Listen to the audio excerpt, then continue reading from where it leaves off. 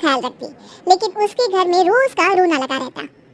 अरे माँ, स्कूल में टीचर ने मुझे फीस के लिए डांटा। माँ, मुझे अच्छा नहीं लगता कि स्कूल में फीस के पैसों के लिए मुझे कोई भी बात सुनाए। अरे पर बेटा, ये तो पापा करते हैं ना सारा ऑनलाइन, मुझे तो इसकी जानकारी भी नहीं है। हाँ हाँ, बना लो बच्चों के सामने मुझे बुरा। अरे करता तो मैं हूँ, माना, लेकिन मुझे कोई सपना थोड़ी ना आएगा कि बच्चों की फीस जमा करनी है। अरे बताओगी तो तुम ही ना। ममता की अब ये आदत में शुमार हो चुका था। वो हमेशा हर बात के लिए खुद को ही दोषी मानती। एक दिन वो पड़ोस की दोस्त से कहती है, समझ नहीं आता यार, मैं इतनी डम कैसे हो सकती हूँ। बात तो सही भी है ना, अब पति बेचारा नौकरी करे, पैसे कमाए, या फिर ये देखे कि बच्चों की फीस का वक्त है। क्या करूँ यार। पता नहीं, मेरे पति तो सारा काम खुद ही करते हैं।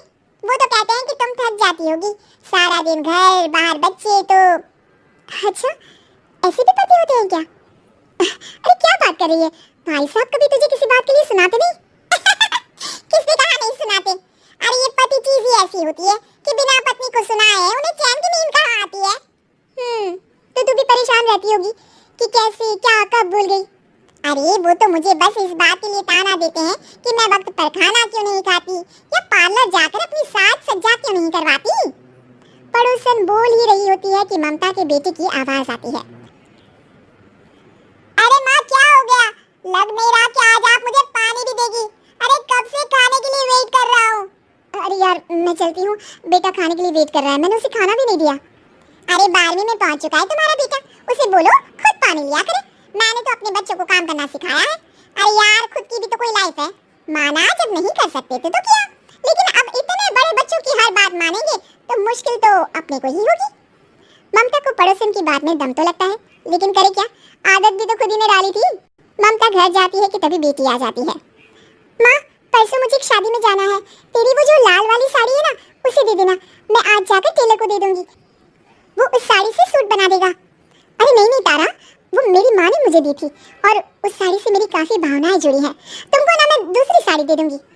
ओके कोई बात नहीं, लेकिन आज दे ही देना पक्का। तारा माँ की साड़ी से सूट बनवाकर पार्टी में जाती है, लेकिन जब वो पार्टी से लौटती है, क्या है मैं तो समझ ही नहीं पा रही हूँ। अरे जब वो साड़ी मांगी थी तो ये छल्ली से साड़ी क्यों दे दी? मैं ही पागल थी जो इस साड़ी का सूट बना लिया मैंने। माँ जानती भी हो कि कॉलेज में मेरी कितनी हंसी उड़ी। तभी वहाँ ममता का पति सुनील आ जाता है। अरे गवार औरत, जब बेटी साड़ी मांग रही थी तो दे देती ना। अरे पापा, इनके तो इमोशंस जुड़े थे उस साड़ी से। ममता इतने सब के बाद भी कुछ नहीं बोलती। मेरी बेटी की बेइज्जती हो गई, मैं बिल्कुल बर्दाश्त नहीं कर सकता ये। मैं नहीं चाहता कि मेरी बेटी से कोई भी ज्यादा सुंदर लगे पूरे कॉलेज में। जी, वो पढ़ने में तारा बिल्कुल अच्छी नहीं है, उसकी पढ़ाई पर आप ध्यान दीजिए ना। अच्छा, अब तुम मुझे बताओगी कि मुझे किस पर ध्यान देना और किस पर नहीं? रमेश जैसा ही ये वाक्य पूरा करता है, ममता की बेटी और पति उस पर जोर जोर से हंसते हैं। अरे ठीक है ना, पता ही नहीं चला कि कैसे वक्त इतना बीत गया। अरे कैसे पता चलेगा माँ, हम लोगों के पीछे जो तू बैताल की तरह चिपकी रहती थी, तुझे कैसे वक्त का पता चलता? ममता को पहले सास ससुर, फिर पति और बच्चों की तरफ से इस तरीके की बातें सुनकर उसका मन बहुत दुखी रहता था। एक दिन, सुनो ना, बहुत दिनों से कमर के नीचे बहुत दर्द रहता है, कल मैंने देखा तो एक फोड़ा था। अरे ममता, एक बार अपने पति से बात करो, वो तुम्हारा फोड़ा डॉक्टर को दिखा देंगे। अरे नहीं नहीं, वो तो गुस्सा हो जाएंगे। अरे क्यों गुस्सा हो जाएंगे, तुमको दर्द है। हाँ, लेकिन वो यही बोलेंगे कि ऑफिस जाओ या फिर तुम्हें लेकर डॉक्टर के पास। तो बेटे से ही बात कर ले। अरे वो तो मैं कर लूँ, लेकिन फोड़ा है ऐसी जगह कि उसे बताते मुझे शर्म आएगी। लेकिन कुछ ना कुछ तो करना जरूरी है ना, ऐसे कब तक फोड़े के दर्द से तड़पती रहेगी। अब तो सोच रही हूँ कि इनसे बात कर ही लूँ, वरना दर्द के मारे कहीं मर ना जाऊं। लेकिन शाम को, ममता क्या किया तुमने आज? खाने के डिब्बे में कैसा खाना दिया था? दाल खराब हो गई थी, कब की थी? दाल तो मैंने सुबह ही बनाई थी, खराब कैसे हो गई? अच्छा सुनिए ना, मुझे कहना है कि अरे गरम दाल बंद करोगी तो ऐसा ही होगा ना, बेइज्जती हो गई सबके सामने मेरी। ऑफिस वालों ने ऐसा मजाक उड़ाया कि क्या बोलूं। कल से ठीक से खाना देना है तो देना, वरना खाना देना बंद कर देना, बाहर खा लूंगा मैं। ममता जो पति से अपनी परेशानी बताने वाली थी, वो अब ये सोचने लगती है कि कल से पति को खाने में क्या दे। अगले दिन ममता थकी थकी सी हालत में, आप लोगों के लिए नाश्ता बना दिया है, खाना बनाने की हिम्मत नहीं है आज तो। रात भर सोकर थक गई है ना, इसीलिए तो खाना नहीं बना सकती। हिम्मत नहीं हो रही है। मैं बस सोने जा रही हूँ। बस मैडम को सोने का बोल दो, फिर देखो कैसे सोती रहती है। माँ फिर वही पराठा सब्जी।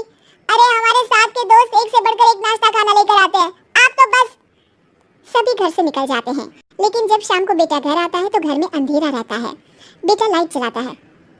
क्या माँ, तुम्हारा भी जवाब नहीं है बिजली का बिल बचाने के लिए? वो बोल ही रहा होता है कि सामने माँ जमीन पर लेटी मिलती है। वो उसके पास जाता है। अरे माँ, क्या हो गया माँ? तभी वहाँ पड़ोसन आती है। अरे बेटा, तुम्हारी माँ के पैर के पास एक फोड़ा है, जिसके कारण ये लगातार कमजोर होती जा रही थी। मैंने उसे पहले ही कहा था कि घर में बता दूं, लेकिन तुम्हारी माँ किसी को तंग करना नहीं चाहती थी। तभी वहाँ डॉक्टर आ जाता है। अरे इनके ऑर्गन में दिक्कत है, कोई बात है जो इनके मन में खटक रही है। अरे नहीं नहीं, इसके मन में कोई बात नहीं है, कोई काम है नहीं ना इसके पास, सारा दिन बस घर में ही रहती है। देखिए मैं तो ये नहीं जानता, लेकिन हाँ इनके मन में हमेशा कोई बात रह जाती होगी, इसलिए उनकी यह हालत है। अगर आप समय से नहीं ले आते तो हो सकता था कि। अरे नहीं नहीं डॉक्टर साहब, हम पूरी कोशिश करेंगे कि वो ठीक हो जाए। हम लोगों ने अपनी परेशानी माँ के सामने रखी, लेकिन किसी ने माँ की दिक्कत को जानने की कोशिश तक नहीं की। हाँ, मैंने भी ममता को हमेशा घरेलू जरूरत से ज्यादा काम का नहीं सोचा था। ममता को होश आता है और वो खुद को अपने बेडरूम में देखती है। वो उठने की कोशिश करती है कि माँ अब आप नहीं उठेंगी,